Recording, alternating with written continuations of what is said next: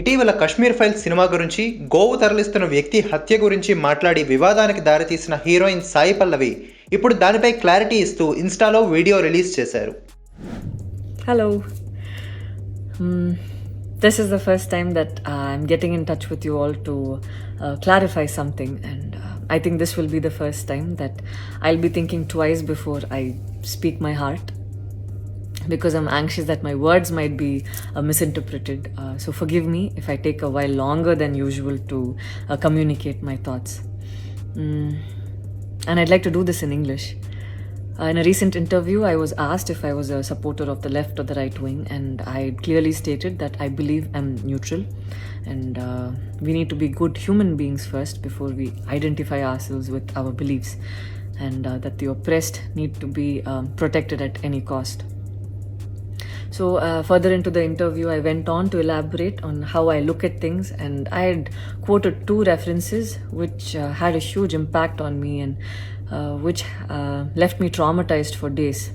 In fact, after I watched the film The Kashmir Files, I had the opportunity to speak with the director, and this was 3 months ago. I remember telling him that I was disturbed seeing the plight of the people at that time, and being someone that I am, I would never belittle tragedy like the genocide and the generations of people who are still affected by it. Having said that, I can never come to terms with the mob lynching incident that had taken place during our COVID times, because I remember seeing that video and being shaken for days. I believe that violence in any form is wrong, and violence in the name of any religion is a huge sin. So this is all that I wanted to, this is all that I intended to say, and that's all. But it was very disturbing to see that many people online justified the mob lynching incident, and I don't think any of us have the right to take another person's life. Being a medical graduate, I believe that all lives are equal and all lives are important. And I hope a day doesn't come when a child is born and he or she is scared of his or her identity. And I pray that we're not heading towards that, at least.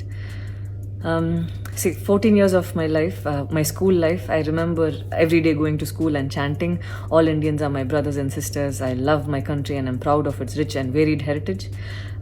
So maybe it went so deep into my head, and we as children would never differentiated each other based on culture or caste or religion. So anytime I speak, it comes from a very neutral ground, and I was very surprised to see that whatever I had spoken was taken in a completely different way.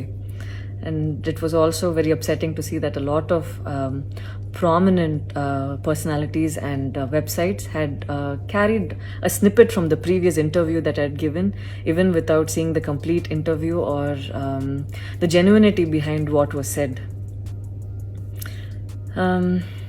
I would like to take this opportunity to thank the people who stood by me the last few days, because I remember feeling so alone and conflicted, wondering what I did wrong, and it was heartwarming to see that a lot of people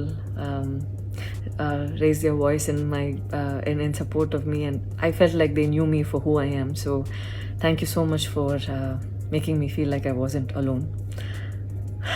So I wish you all happiness, peace and love. Thank you so much.